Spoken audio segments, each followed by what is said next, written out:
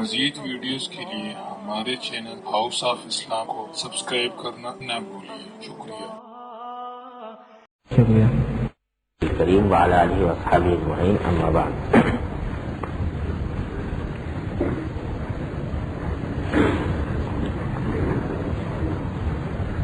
آج شاید آخری دن ہو رمضان کا، اور اس وقت میں دو چیزوں ہی کا بیان ہو سکا، اور وہ بھی مکمل نہ ہوا، نہ تمام، لیکن ہیں دونوں ایسی چیزیں کہ جڑ ہے امراض باطنہ کی، اس لیے اللہ تعالیٰ اپنی رحمت سے ان سے بچنے کی توفیق عطا فرما دے تو بے شمار برائیوں سے انشاءاللہ حفاظت ہو سکتی ہے۔ اسی تکبر کا بیان چل رہا ہے، اس کے بارے میں حضرت فرماتے ہیں کہ اگر کسی بات میں دوسرے کو گھٹا ہوا دیکھو تو اس وقت یہ سوچو کہ ہم بھی کسی بات میں اس سے گھٹے ہوئے ہیں یا نہیں۔ ہر شخص میں خوبیاں ہوتی ہیں اور برائیاں بھی۔ اگر اس شخص میں ایک برائی ہے تو ممکن ہے ہمیں بہت سی برائیاں ہوں، اور ایک ہی برائی ہو یا ایک ہی برائی ہو لیکن اس برائی سے بدتر ہو جو اس کے اندر ہے، پھر کس طرح ہم اس کو گھٹا ہوا سمجھتے ہیں اور دوسرے کو اپنے آپ سے کم درجہ سمجھتے ہیں، اور کیوں سلام میں ابتدا کرنے سے آر آتی ہے۔ کبھی اگر کسی شخص کے بارے میں خیال آ جاتا ہے کہ بھئی یہ مجھ سے گھٹا ہوا ہے فلاں کام، میں اس سے بڑھا ہوا ہوں، تو طرح اس کا خیال آ جانا کوئی بری بات نہیں ہے۔ طرح خیال اگر غیر اختیاری طور پر آ جائے تو اس کے اوپر اللہ کے ہاں کوئی مواخذہ نہیں ہے، لیکن اس کا بار بار آنا یا دل میں اس کا بٹھانا اور بٹھا کر پھر اس کے مقتضا پر عمل کرنا، یہ ہے تکبر۔ تو اس لیے اس کا علاج کرنا ضروری ہے، اور علاج یہ ہے کہ ٹھیک ہے فلاں چیز میں تم سے گھٹا ہوا ہے۔ اب ایک فرض کرو، ظاہر بات ہے جیسے میں پہلے بھی کہا تھا کہ طالب علم ہے، ایک جماعت میں پڑھتے ہیں۔ اب ایک طالب علم ہے، وہ اچھا، زیادہ ذہین ہے، زیرک ہے، صاحب استعداد ہے، امتحان میں اول آتا ہے، اور ایک بیچارہ تبرکی ہے بالکل، اور اس کو نہ پڑھائی میں صحیح چلتا ہے نہ کچھ کرتا ہے۔ وہاں سے تو معلوم ہو جاتا ہے دیکھنے سے کہ یہ پڑھنے والا ہے، یہ بیچارہ کمزور ہے پڑھائی میں۔ اب جو پڑھائی میں اچھا ہے، طاقتور ہے، صاحب استعداد ہے، وہ ظاہر ہے کہ یہ سمجھے گا کہ بھئی میں زیادہ صاحب استعداد ہوں اس کے مقابلے میں جو کمزور ہے، لیکن ساتھ ہی یہ بھی سمجھے کہ ٹھیک ہے اس ایک وقت میں یہ مجھ سے گھٹا ہوا ہے اور میں اس سے بڑا ہوا ہوں، لیکن نہ جانے اس میں کتنے اوصاف ایسے ہوں جن میں کہ یہ مجھ سے فائق ہو، اور جب مجھ سے فائق ہوگا تو پتہ نہیں کون سا وصف اللہ تبارک و تعالیٰ کے ہاں زیادہ مقبول ہو جائے اور میں پیچھے رہ جاؤں۔ اور یہ بھی ہو سکتا ہے کہ میرے اندر یہ تو ایک خرابی نظر آ رہی ہے نا اس کے اندر کہ اس کی استعداد کمزور ہے، کیا پتا میرے اندر کتنی خرابیاں ہوں، اور بہت سی خرابیاں ایسی ہوں کہ مجھے پتہ بھی نہ ہو، یا ایک خرابی ہو لیکن وہ خرابی اتنی بھاری ہو کہ اس کمزور استعداد کی کمزوری سے کہیں زیادہ سنگین ہو۔ دیکھو اگر ایک طالب علم علمی اعتبار سے کمزور ہے ٹھیک، لیکن نیک ہے، اپنے فرائض و واجبات کو ٹھیک طریقے سے بجا لاتا ہے، گناہوں سے بچتا ہے، اور ایک طالب علم بڑا زیرک، بڑا ذہین، بڑا صاحب استعداد، اول آنے والا، اور اللہ بچائے گناہ میں مبتلا ہے یا نمازوں میں کوتاہی کرتا ہے، تو وہ ساری استعداد کا جو وصف ہے وہ اکارت اس سے کیا حاصل؟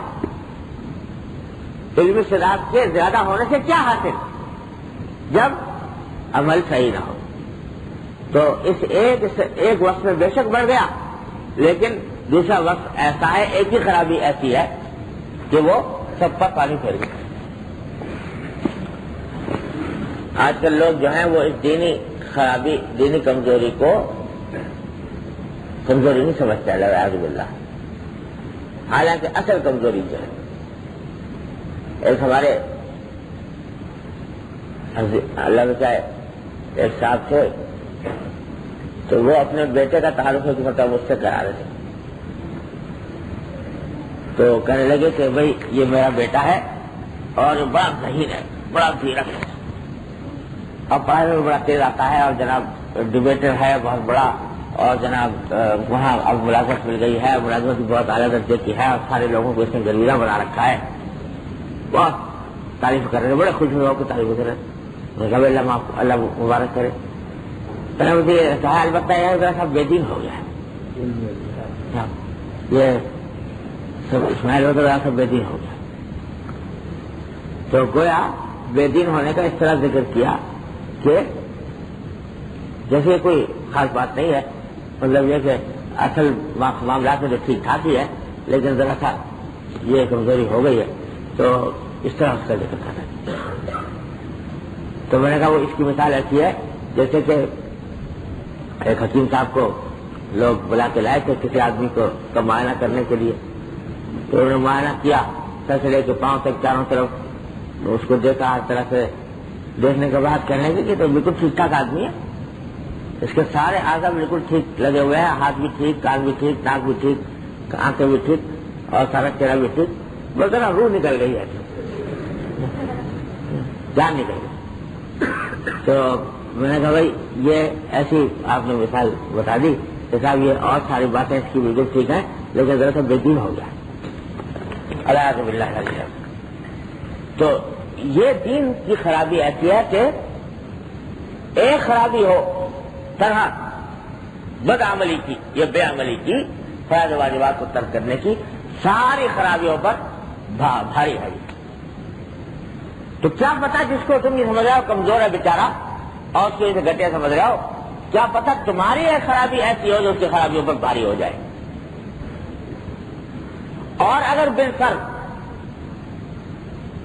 بالفرض تمہارے اندر عیوب کم بھی ہو اس کے مقابلے میں، لیکن کیا پتا کہ اللہ جل جلالہ کے ہاں کون مقبول ہے۔ اللہ تعالیٰ فرماتے ہیں کہ یہ جو ہوتے ہیں نا، جو بظاہر دیکھنے میں بڑے معمولی قسم کے لوگ نظر آتے ہیں، یہ اللہ تبارک و تعالیٰ کے بڑے قیمتی ہوتے ہیں بعض اوقات۔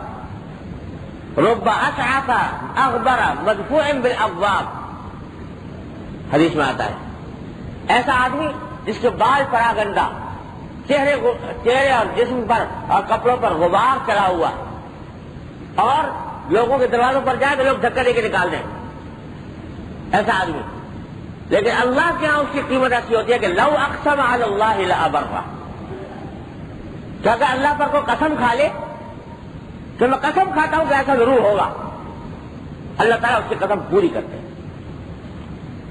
تو اس عام آدمیوں کے نزدیک وہ بے حقیقت ہے، بے قیمت ہے، لیکن اللہ جل جلالہ کے ہاں اس کی قیمت اتنی بڑی ہے کہ اس کی بات کو اللہ تعالیٰ ٹالتے نہیں۔ قسم کھا لی تو اللہ تعالیٰ نے پوری کر دی کہ بھائی میرے بندے نے قسم کھا لیا، اب میں اس کو جھوٹا نہیں کروں، پورے کر دی۔ ایسے اللہ تعالیٰ کے ہاں اس کی قیمت ہوتی ہے۔ اور جنت میں جو اعلیٰ ترین درجات کا جن کے لیے ذکر آیا نا حدیث میں، تو ان کے لیے لفظ یہ ہے کہ ایسے لوگ ہیں وہ اعلیٰ ترین درجات جن کو ملنے والے ہیں جنت میں، کہ الذین اذا غابوا لم یفتقدوا، ایسے لوگ کہ اگر کبھی غائب ہو جائیں یعنی کہیں چلے جائیں تو کوئی ڈھونڈنے والا بھی نہیں، ان کو کوئی پوچھنے والا بھی نہیں، کبھی کہاں گیا تھا، نماز میں آتا تھا روز، آج کہاں گیا، تو کوئی پوچھنے والا بھی نہیں کہ اب کیوں نہیں آ رہا۔ اگر ان کو وہ کہیں چلے جائیں تو لوگ ان کو تلاش بھی نہ کریں، ڈھونڈے بھی نہیں، ان کے بارے میں پوچھ گچھ بھی نہ کریں کہ کہاں گئے تھے. اور اگر کہیں رشتہ لے کے چلے جائیں نکاح کا تو لوگ رشتہ قبول کرنے سے انکار کر دیں کہ یہ تو مولوی ملا آدمی، اسے نکاح نہیں. تو رشتہ اگر کوئی لے کے جائے تو رشتے کا انکار کر دیں. ایسے لوگ حدیث میں آتا ہے کہ اعلیٰ ترین درجات اللہ تعالیٰ نے جنت میں جن کے لیے رکھے ہیں وہ ایسے لوگ ہیں. معمولی آدمی جن کو تم کہتے ہو تو ظاہری اعتبار سے کوئی آدمی نظر آ رہا ہے کہ بیچارہ بالکل مسکین سا ہے، نہ پڑھنے میں کوئی زیادہ تیز ہے، نہ دولت کے اعتبار سے کوئی حیثیت رکھتا ہے، ایسے ہی بیچارہ پھٹے پرانے کپڑوں میں رکھتا. لیکن اللہ تبارک و تعالیٰ سے آپ کی قیمت. تو ظاہر کے اوپر کبھی مت جاؤ کہ ظاہری اعتبار سے یہ آدمی جو ہے یہ کیسا ہے، کچھ پتہ نہیں اللہ تبارک و تعالیٰ کے ہاں اس کی کیا قیمت ہے، کیا قدر و قیمت ہے. لہٰذا کسی بھی انسان کو اسی بات سے فرمایا کہ حقیر نہ سمجھو، اور یہ گناہ کبیرہ ہے. یاد رکھو، کسی بھی مسلمان پر حقارت کی نگاہ ڈالنا، تحقیر کی نگاہ ڈالنا کسی کے اوپر، یہ کیا حقیر آدمی کیا، یہ سمجھ کے کسی کے اوپر نگاہ ڈالنا یہ گناہ کبیرہ ہے. ایسا ہی حرام جیسے شراب پینا حرام، جیسے زنا کرنا حرام، اتنا ہی حرام ہے کسی مسلمان کے اوپر کی تحقیر کرنا، اس کی حقائق کے نگاہ ڈالنا. لہذا اگر کبھی خیال آئے اپنے کسی کمال کا اور دوسرے کے کسی نقص کا تو فوراً اس کا علاج اس طرح کرو.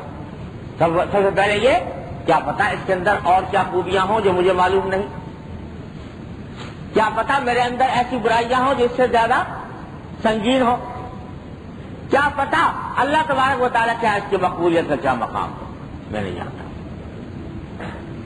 اللہ بچائے. اور جو دیکھنے میں بعض اوقات بڑے نظر آتے ہیں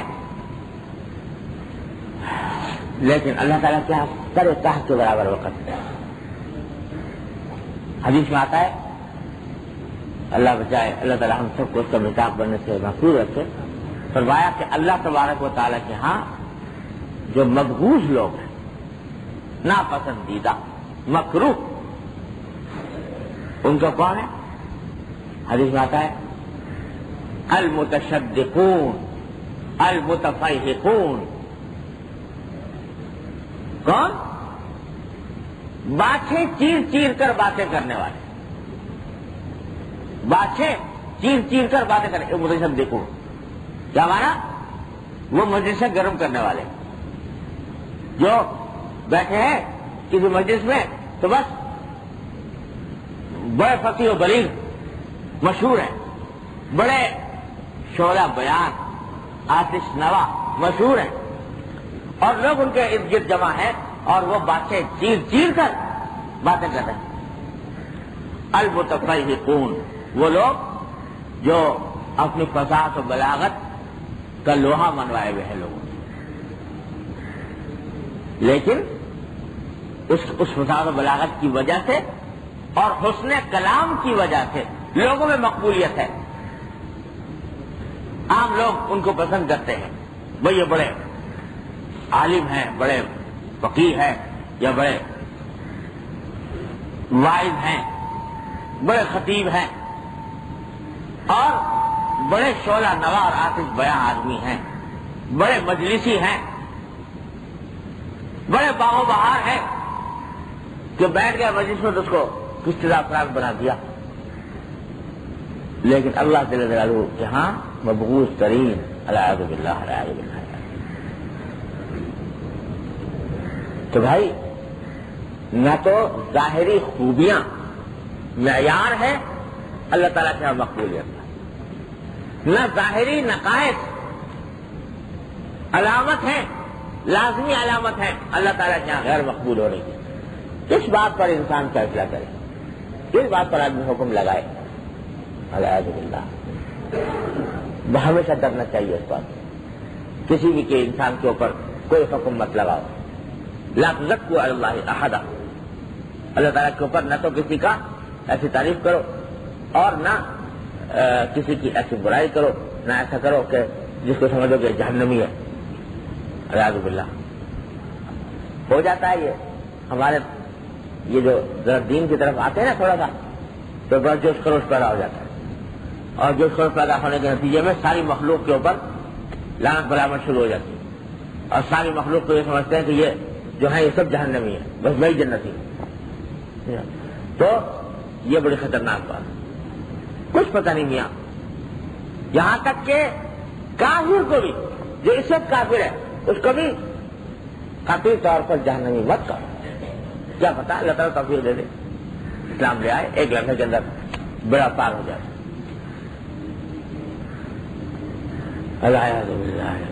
یہاں تک کہ اور سن لو ایک بات، باریک بات. حضرت حکیم ابن عثمان خان میں تفصیل نے فرمائی.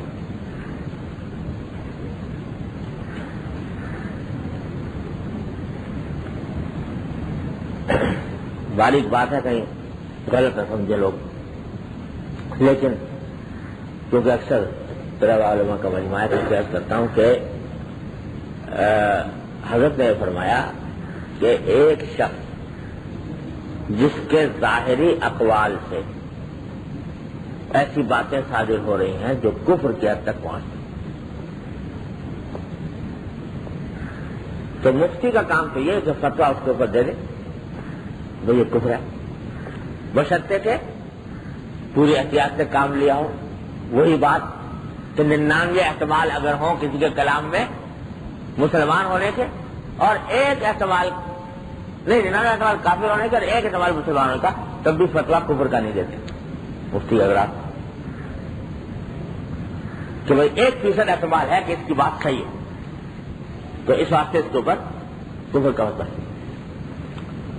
خیر، تو لیکن بہرحال اگر نہیں ہے کوئی 100% بات جو کہہ رہا ہے 100% کیا ہے کفر کی ہے، تو مفتی کا کام کیا ہے کہ وہ تو فتویٰ دے ہی دے گا کہ بھائی کفر کا فتویٰ ہو گیا ہے. تو سمجھے نہیں، فتوے کی بات ہو ٹھیک ہے، اور معاملے میں اس کے ساتھ کیسا کیا جائے گا دنیا میں کافروں جیسا، تو اس کے بعد فتویٰ کفر کا ہو گیا تو کافروں جیسا معاملہ کیا. لیکن اس کے باوجود یہ مت کہو کہ اس کفر کی وجہ سے وہ مخلد فی النار ہو گیا.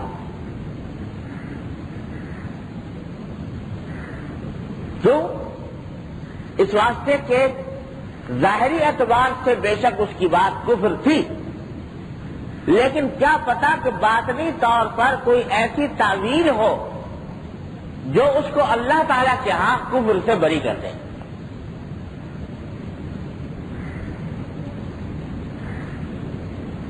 اب سنو، حضرت اس کی مثال دیتے ہیں. سارے بخاری شریف کی حدیث پتہ نہیں کتنی مرتبہ آئی ہے بخاری شریف میں بار بار، کہ ایک شخص تھا بنی اسرائیل میں پچھلی امتوں میں سے کوئی، اس کا ذکر کیا نبی کریم صلی اللہ علیہ وسلم. اس نے کہا جب مرنے لگا تو مرنے سے کچھ دیر پہلے اس نے وصیت کی کہ بھائی ایسا کرنا کہ جب میں مر جاؤں تو میرے مرنے کے بعد یہ کرنا کہ میری لاش کو آگ لگانا، اور آگ لگا کے جلا کر اس کی جو راکھ ہو جائے تو اس راکھ کو جمع، اور کسی دن جب بہت زبردست آندھی چل رہی ہو تو اس آندھی میں اس راکھ کو اڑا دینا، اس طرح اڑا دینا کہ کوئی ذرہ کہیں جا کے گرے، کوئی ذرہ کہیں جا کے گرے، اس طرح اڑا دینا.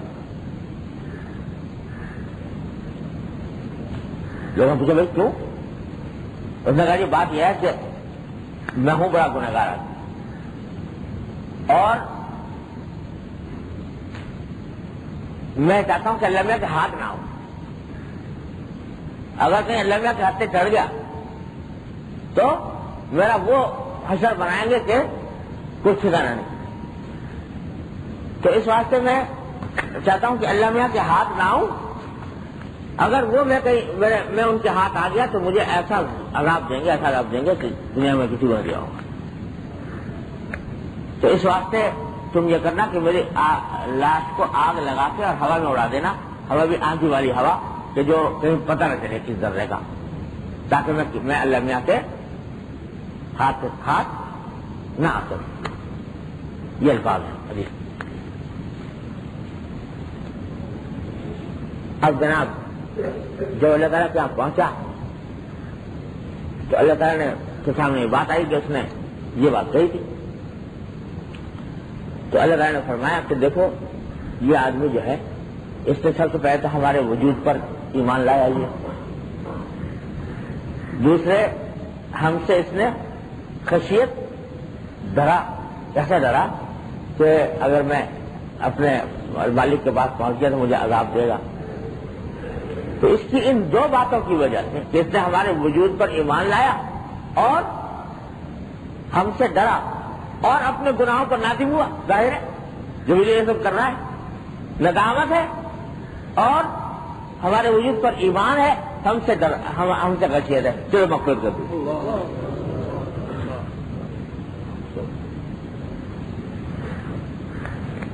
اب دیکھو کہ بات تو اس کی ایسی تھی کہ کفر تک پہنچتی ہے، کھلا کفر ہے. یہ کہنا کہ اللہ میاں کے ہتھے میں چلوں، یعنی اللہ تعالیٰ مجھ پر قدرت حاصل نہ کرے، اس کے معنی اللہ تعالیٰ کی قدرت تسلیم نہیں کرنا.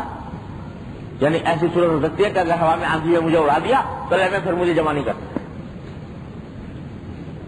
صاف صاف کھلا کفر ہے.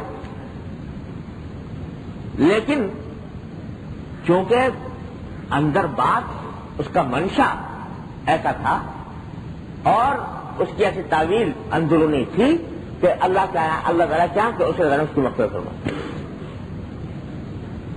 اس واسطے حضرت فرماتے ہیں کہ جس شخص سے کبھی ظاہراً کفر بھی صادر ہو گیا ہو، فتویٰ کفر کا ہوگا اس کے اوپر، یہ بھی سمجھ لو. بعض لوگ اس پر اعتراض کرنا شروع کر دیتے ہیں، مفتی لوگ فوراً کھٹ سے فتویٰ لگا دیتے ہیں. مفتی کا کام ہی ہے ہی اس کا کام یہ، اس کا فریضہ ہے کہ وہ یہ کہے. یہ منصور تھے نا، ابن منصور الحق والے، یہ حضرت جنید بغدادی رحمۃ اللہ علیہ کے شاگرد تھے. حضرت جنید بغدادی رحمۃ اللہ علیہ کے یہ شاگرد بھی تھے، بلکہ شاید خلیفہ بھی، پتہ نہیں خلیفہ تھے یعنی اللہ علیہ، لیکن تھے شاگرد ان کے. تو جب ان سے کچھ ایسے کلام صادر ہوئے جو ظاہراً کفر کی باتیں تھیں، ان الحق مثلا اور بھی باتیں، تو علماء نے فتویٰ دیا کفر کا. حالانکہ اندرونی طور پر وہ کافر ہرگز بھی نہیں تھے، کفر کا کوئی پرچھائی بھی نہیں پڑی تھی. تو ایک غلبہ حال میں ان سے باتیں صادر ہوئی تھی اور تعویلیں اس کی موجود تھی، صحیح. لیکن چونکہ بات فتنہ پھیل رہا تھا، علماء کرام نے فتویٰ دے دیا کفر کا. تو جب پھانسی کا وقت آ گیا، پھانسی دی گئی نا ان کو آخر میں اسی وجہ سے، تو جب پھانسی کا وقت آیا تو لوگ جمع تھے. تو جو لوگ آئے تھے پھانسی کا نظارہ کرنے کے لیے، اس میں جنید بغدادی بھی رحمۃ اللہ علیہ.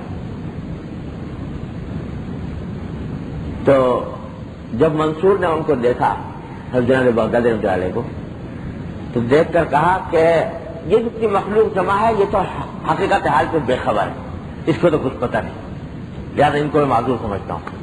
یہ اگر آئے ہیں مجھے پھانسی دینے کے لیے تو میں ان کو معذور سمجھتا ہوں. لیکن اے جنید، آپ کو تو حقیقت کا پتہ ہے کہ میں کیا کہتا ہوں اور میری مراد کیا ہوتی ہے، آپ کیوں آئے؟ جنید بغدادی رحمۃ اللہ نے فرمایا اس لیے آیا ہوں کہ تمہارے خلاف فتویٰ صحیح ہے اور تمہیں یہی انجام تمہارا ہونا چاہیے. حالانکہ جانتے تھے کہ اندر سے ان کی مراد کچھ اور ہے، لیکن اللہ تعالیٰ نے یہ مفتی حضرات جو ہیں ان کو بنایا ہے دین کا پاسبان. ان کا فرض ہے کہ وہ ٹوک دیں اور بتا دیں. اگر کسی نے کفر کی بات کہی ہے چاہے یہ کفر ہے. ایک صاحب ایک مرتبہ کہنے لگے مجھ سے کہ بھائی آپ لوگ جو ہیں دین کے ٹھیکیدار بنے ہوئے ہو, جس کو چاہ کافر بنا دیا, جس کو چاہ کچھ کر دیا, دین کے ٹھیکیدار بنے ہوئے. میں نے کہا بھائی ہم ٹھیکیدار تو ہیں نہیں, البتہ ہمیں چوکیدار ضرور بنا ہے. چوکیدار ایسا بنایا ہوا ہے کہ کوئی آدمی جو ہے نا وہ داخل نہیں ہو سکتا. اگر کسی کو چوکیدار بنا کے کھڑا کر دو نا سیکورٹی کے لیے, تو وزیر اعظم بھی آ جائے گا تو اس کا ہاتھ روکے گا. تو پہلے آئیڈینٹی کارڈ دکھاؤ, پہلے اپنی شناخت کراؤ کہ تم ہو وزیر اعظم, پھر جانے دوں گا ورنہ نہیں جانے دوں گا. تو وزیر اعظم ہے اور یہ چوکیدار ہے, لیکن چوکیدار ہاتھ پکڑ لے گا, داخل نہیں ہونے دے گا جب تک کہ تمہارے پاس کارڈ نہ ہو, شناخت تمہاری درست نہ. تو یہ چوکیدار ہیں کہ اگر کوئی آدمی داخل ہونا چاہے اور ہو وہ ان سے بات کا حامل نہ ہو تو ہمارا حق ہے کہ ہم اس کو روک لیں. اللہ چوکیدار ہے. تو اس واسطے ان پر اعتراض کوئی نہیں, جو فتویٰ دے رہے ہیں اور صحیح طور پر دے رہے ہیں ان پر کوئی اعتراض نہیں, ان کا کام ہی ہے کہ فتویٰ. لیکن فتویٰ دینے کے بعد اللہ کے ساتھ کیا معاملہ ہوگا اس آدمی کا؟ وہ جہنم میں جائے گا یا جنت میں جائے گا؟ اور جہنم میں جائے گا تو ہمیشہ رہے گا, یہ اس کو اللہ نکال دیں گے کسی وقت؟ یہ فیصلہ ہم نہیں کر سکتے, اور اس فیصلے کے اندر ہمیں پڑھنا بھی نہ چاہیے. کیا پتا کہ ظاہری اعتبار سے ایک آدمی نظر آ رہا ہے لیکن اندر سے اس کی کوئی تعویل ایسی ہو کہ اللہ تبارک و تعالیٰ اپنے فضل کا معاملہ فرما دے اس کے اوپر. ہمیں کیا پتا؟ تو اس واسطے کسی بھی انسان کو کسی بھی لمحے حقیر سمجھنا یہ تکبر کا حصہ ہے. اللہ تعالیٰ اپنے رحمت سے ہم سب کو اسے محفوظ رکھے. آگے فرمایا کہ وضع داری میں غلو بھی کبر ہے. وضع قطع کیا چیز ہے اور آن کیا چیز ہے؟ یہ سب شیطانی ہے. اپنے آپ کو اتنا بڑا ہی کیوں سمجھو کہ اس کے لیے خاص وضع مقرر ہو؟ بندے کا حق تو یہ ہے کہ جس وضع میں سرکار رکھیں اسی میں رہے, اپنی رائے اور ارادے کو فنا کریں. یہ بات لوگوں کا یہ مذاق ہوتا ہے کہ اپنا امتیاز ظاہر کرنے کے لیے خاص وضع بنا لیتے ہیں. معلوم ہوا کہ صاحب یہ اس لباس میں رہیں گے, سوچ لیں گے ہمیشہ جب ملیں گے اسی لباس میں ملیں گے, اور ذہن میں یہ ہوتا ہے کہ اس سے ایک اپنا امتیاز پیدا ہو, شہرت ہو جائے کہ یہ آدمی ہمیشہ یہ لباس پہنتا ہے. وضع قطع کا اس درجہ پابند. فرمایا یہ بھی ایک کبر کا شعبہ ہے. یہ اہتمام بغیر اہتمام سے پہنتا نہیں, کچھ ملاتا نہیں, لیکن یہ اہتمام کہ ہمیشہ جب بھی پہنوں یہی پہنوں, جب بھی میری ٹوپی ہو تو ایسی ہو, جب بھی میرا کرتا ہو تو ایسا ہو, جب بھی میرے, یہ اہتمام, یہ کہتے ہیں یہ وضع کا یہ اہتمام جو ہے یہ بسا اوقات اس کا منشا کبر ہوتا ہے. منشا یہ ہوتا ہے کہ میں ایک ممتاز نظر آؤں. وضع قطع, ارے بھائی کہاں کا امتیاز, کہاں کی وضع, کہاں کی قطع؟ یار جس حال میں رکھے وہی حال اچھا ہے. اسی لیے بہت سے حضرات جو کہتے ہیں کہ اپنا کبھی کچھ پہن لیا کبھی کچھ پہن لیا, اور کوئی اپنی ایک وضع پر اہتمام کرنے کا اس لیے اس سے حفاظت کرتے چاہتے کہیں وہ کبر میں شامل نہ ہو. میں یہ نہیں کہہ رہا کہ ہمیشہ کبر ہوتا ہے, ہمیشہ نہیں ہوتا. بعض اوقات ایسا ہوتا ہے کہ آدمی ایک خاص اہتمام کے بغیر ایک ہی عادت پڑی ہوئی ہے, وہ پہنتے چلا جا رہا ہے, کوئی حرج نہیں. لیکن ایسا کہ جناب اس کے خلاف نہ ہو، اور اس کے خلاف ہو تو آدمی اپنی کیا سمجھے کہ ہٹی ہو گئی. تو یہ بات جو ہے یہ کبر کے اندر پہنچ جاتی ہے، کبر کے اندر شامل ہو جاتی ہے. لہذا خلاصہ یہ ہے کہ بے تکلف رہو، تکلف نہیں، تکلف نہیں، بلکہ بے تکلف رہو. بے تکلفی میں ایک لباس پہنا ہوتا ہے، چلو بے تکلفی میں جو مل گیا وہ پہن لیا، وہ پہن لیا، کوئی مراقبہ نہیں. کوئی ایک کا اہتمام کرنا یہ آ جاتا ہے تکبر میں. اللہ ہمارے حضرت حکیم علامہ مولانا ثانوی رضی اللہ تعالیٰ سے رہو، اللہ تعالیٰ ان کے درجات بلند فرمائے، سادہ سی لباس پہنتے تھے لیکن اچھا خوشنما ہوتا تھا، مطلب قاعدے کا ہوتا تھا، خوش پوش، لیکن سفید ہوتا تھا عام طور سے. اور اگر اوپر سے کوئی اور چیز پہنی تو وہ بھی پہن دیتی تھی، کبھی تو پہن لیتے کرتے. حضرت کی جو بڑی اہلیہ تھیں وہ حضرت سے بہت محبت کرتی تھی اور اتنا شوقینیاں کرتی تھی. ایک مرتبہ ایسا ہوا کہ رمضان میں عید آنے سے پہلے سارے رمضان انہوں نے بڑی محنت کر کے حضرت کا ایک اچکن کیا، اچکن، اور اچکن بھی انہوں نے شوق میں آ کے کوئی کپڑا ایسا لے لیا بڑا شوق قسم کا، پھول بوٹے اس کو بنے ہوئے اور کچھ وہ کچھ پتہ نہیں ریشمی سا کام کچھ عجیب تھا، بڑا شوق. سارے رمضان اس کو محنت کی، اس کو سیا اچکن. اور جب عید کے قریب حضرت کو پتا عید سے ذرا پہلے حضرت کی حضرت جب میں نے یہ آپ کے لیے کیا ہے. حضرت تو دیکھ کے حیران رہ گیا کہ ایسا شوق کہ کبھی نہ پہنا نہ، تو اس کو بڑی، لیکن حضرت نے ظاہر نہیں کیا. اچھا بھائی تم نے بڑی محنت کی ماشاءاللہ. حضرت فرماتے ہیں کہ بعد میں سوچا کہ یا اللہ اگر پہنوں تو مشکل، نہ پہنوں تو مشکل. اگر پہنوں تو یہ اتنا شوق لباس، اور بنا ایسے تھا کہ میں عیدگاہ پہن کے جائیں، اس کو عیدگاہ پہن کے جائیں. تو اگر پہن کے جاؤں تو جناب معلوم ہوا کہ صاحب مولانا صاحب جو ہے وہ ایسا شوق شنگ قسم کا لباس پہن کے عیدگاہ میں آ گئے. بڑی شرمندگی معلوم ہو. نہ پہنوں تو اس بیچاری نے سارے مہینے محنت کی اور ان کا دل ٹوٹے. آخر میں فیصلہ یہ کیا کہ بھائی دل توڑنا مناسب نہیں، دل توڑنا مناسب. ارے بھائی ہم جائیں گے، لوگ برا سمجھیں گے، سمجھنے دو.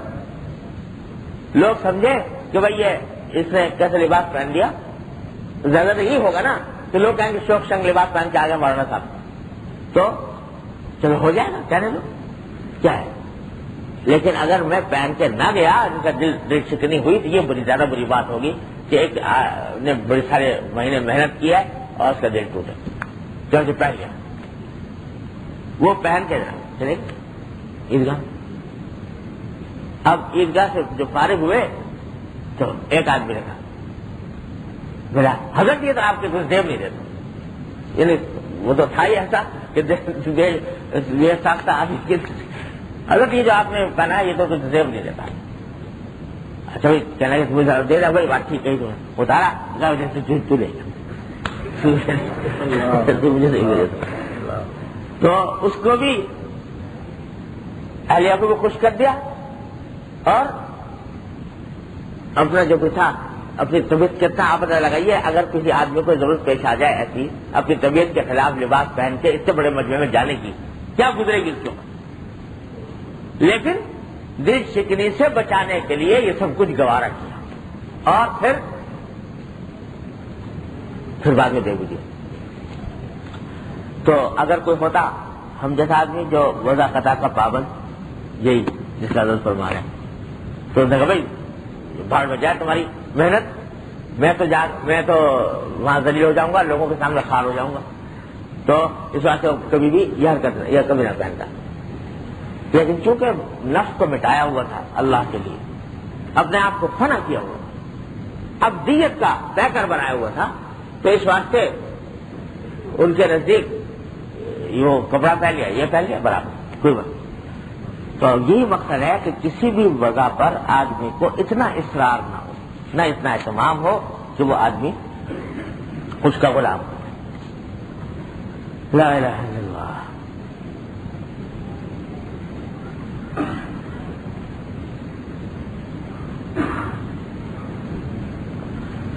آخر میں ایک بات اور پڑھ کے ختم کرتے ہیں انشاءاللہ. تکبر کا علمی علاج تو یہ ہے کہ اپنے عیوب کو سوچا کریں اور یوں سمجھے کہ مجھے اپنے عیوب کا یقین کے ساتھ علم ہے اور دوسرے کے عیوب کا ظن کے ساتھ علم ہے، اور جو شخص معیوب یقینی ہو وہ معیوب ظنی سے بدتر ہے. اپنا جو کچھ آئے گا وہ تو بالکل پکا معلوم ہے نا، 100%، اس میں تو کوئی شبہ نہیں. دوسرے کا عیب ہے تو اس میں زیادہ زیادہ کیا ہوگا؟ ظن ہوگا. ظن غالب بھی صحیح لیکن پھر بھی ظن ہوگا.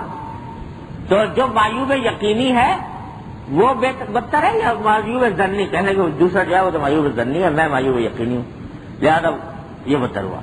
اس لیے مجھے اپنے کو سب سے کمتر سمجھنا چاہیے. یہ تو ہے علمی علاج. اور عملی علاج یہ ہے کہ جس کو تم اپنے سے چھوٹا سمجھتے ہو اس کے ساتھ تعظیم و تکریم سے پیش آؤ. دل میں تو ہے اس کی ناقدری، اس کو کم سمجھنا ہے، لیکن بتکلف اس کے ساتھ تعظیم و تکریم کا معاملہ کرو. اور یہ عملی علاج جزو اعظم ہے، اس کے بغیر علمی علاج تنہا کافی نہیں. تو تجربے سے یہ ثابت ہوا ہے کہ جب تک عملی علاج نہ کیا جائے تکبر دور نہیں ہوتا. اور عملی علاج یہی ہے کیسے لوگوں کی تکلیف. جہاں تک کہ لکھا ہے حضرت نے کسی کے خط کے جواب میں لکھا ہے کہ بھائی تم مسافروں کے پیر دبایا کرو، اس سے تکبر ظاہر ہو. تو دوسروں کے جن کو کم سمجھ رہا ہے ان کی تعظیم کرے، تکریم کرے، ان کی خدمت کرے. تو اللہ حضرت مولانا فخر الدین صاحب رحمۃ اللہ علیہ تھے. حضرت شیخ الہند قدس اللہ تعالیٰ سے رہو، حضرت شیخ مولانا محمود الحسن صاحب قدس اللہ تعالیٰ سے رہو. ہمارے بزرگوں کی بھی ادائیں عجیب عجیب تھیں، رنگ مختلف تھے. تو حضرت حکیم مولانا تھانوی رحمۃ اللہ علیہ کے ہاں بڑا انتظام تھا، اور جیسے میں نے بتایا کہ خوش پوشاک تھے حضرت، کپڑے بڑے اچھے پہنتے تھے، صاف ستھرے اچھے پہنے، بہت زیادہ مطلب اعلیٰ درجے کے نہ صحیح لیکن دیکھنے سے پتہ چلتا تھا. بقول شخص لوگ کیا کرتے حضرت تو دولہا بنے رہتے تھے، یعنی مطلب صاف ستھرے اچھے کپڑے پہنتے. حضرت شیخ الہند جو تھے ان کے بدن تھا فنائیت کا، تو وہ کپڑے وپڑوں کا کوئی التفات نہیں، ایسے دوپہر ٹوپی پہن لی، کبھی ٹاول پہن لیا، کبھی پجامہ پہن لیا، ایسے اس طرح رہتے. یہاں تک کہ کوئی دوسرا پہچان بھی نہیں پاتا کہ یہی شیخ الہند ہے. آپ کا قصہ سنا ہوگا، قصے سنے ہوں گے، خیر اب وقت نہیں، دھوکہ ہو جاتا لوگوں. ایسے تھے. تو رمضان میں حضرت کا معمول یہ تھا، حضرت حافظ نہیں تھا خود، حضرت شیخ الہند. تو حضرت کا معمول یہ تھا کہ حضرت کے یہاں تراویح ہوا کرتی تھی ساری رات. ایک حافظ صاحب تھے جو 20 رکعت تراویح میں ساری رات گزارتے تھے، جیسے ہمارے قاری فتح صاحب رحمۃ اللہ کیا کرتے تھے اس طرح کہ 20 رکعت ہوتی تھی اور رات کو شروع ہوئی اور اس میں 10 پارے تقریباً تیسرے چوتھے دن قرآن شریف ختم ہوتا تھا. تو ساری رات چلتی تھی وہ 11 سے لے کر اور ساری تک. اور اس میں جو مختلف حفاظ اس میں سنایا کرتے تھے، اس میں جو ایک حافظ تھے مولانا فخر الدین صاحب، وہ سنایا کرتے تھے. حضرت کو ان کی تلاوت پسند تھی تو ان کو کھڑا کر دیا کرتے. اللہ اکبر. تو مولانا فخر الدین ایک مرتبہ لمبی تلاوت ہوتی تھی، روز کھڑا ہونا اچھا بڑا مشقت کا کام تھا. اس میں ایک دن حضرت مولانا فخر الدین صاحب کی طبیعت ہو گئی خراب، کچھ جیسے کچھ نزلہ زکام، بدن میں درد وغیرہ. تو انہوں نے کچھ معذرت کر دی کہ آج میں نہیں پڑھ سکوں گا طبیعت کی خرابی کی وجہ سے. تو اس روز حضرت کے یہاں تراویح کچھ مختصر ہوئی. مختصر تراویح کے بعد حضرت نے کچھ نفلیں پڑھی. مولانا فخر الدین صاحب خود بتاتے ہیں کہ میں اپنے وہاں مسجد کے پاس ایک حجرہ تھا، اس کے اندر لیٹ گیا تھا جا کے. تو رات کو میں نے دیکھا کہ اچانک دیکھا تو کوئی میری ٹانگیں دبا رہا ہے. کہتا مجھے خیال ہوا کہ طلبا ولبا بہت کرتے رہتے ہیں تو کسی کو آ گیا ہوگا خیال کہ وہ بیمار ہے، اور مجھے لگا اچھا مزہ آیا اس میں. تو میں نے بھی کہا چلو، دیکھا نہیں مڑ کے میں بھی بدباتا رہا. جب کچھ دیر گزر گئی تو پیچھے مڑ کے دیکھا تو دیکھا دبانا والے شیخ الہند رحمۃ اللہ شاگرد میرے کو بجلی سے گری. میں حضرت یہ کیا کہا کہ اس میں کیا حرج ہے؟ تو آج طبیعت تمہاری ٹھیک نہیں تھی تو ذرا سا تمہیں آرام آ جائے گا. اپنے شاگرد دبا رہے پاؤں حضرت شیخ الہند رحمۃ اللہ. اللہ اکبر. یہ ہمارے حضرات جو تھے نا، ایسے ہی دارالعلوم دیوبند مشہور نہیں ہو گیا، یا اکابر دیوبند ایسے ہی نہیں ہو گئے. انہوں نے صحابہ کرام کے زمانے کی یادیں تازہ کی ہیں. ان میں سے ایک آج دیوبند لوگ سمجھتے ہیں دیوبند کیا چیز ہوتی ہے. مسئلہ کے دیوبند کا مطلب ہی نہیں سمجھتے. مسئلہ کے دیوبند کیا ہوتا ہے؟ یہ لوگ تھے جنہوں نے صحابہ کرام کے زمانے کی یادیں تازہ کی. انواع ثلاثہ میں لکھا حضرت خان رحمۃ اللہ علیہ نے کہ حضرت گنگوہی رحمۃ اللہ علیہ جو سید الطائفہ، وہ اپنے شاگردوں سے بعض اوقات ان کے علاج کی خاطر کہا کرتے تھے جوتے اٹھا لیتے. لیکن جب کسی میں تعلیم میں دیکھتے کہ یہ خود متواضع ہے، ٹھیک ٹھاک ہے، اس میں کوئی کبر وغیرہ نہیں ہے، تو خود سے جوتے اٹھا لیتے. ایک مرتبہ کہتے ہیں بارش آ گئی، سبق ہو رہا تھا، بارش آ گئی، باہر جوتے پڑے ہوئے تھے. تو جب سب اٹھ کے جانا بھائی کہیں چلے اندر کہیں، تو جوتے پڑے ہوئے تھے تو بہت سارے جوتے سب اٹھا رہے تھے. حضرت نے بھی بہت سارے جوتے اٹھا کے اور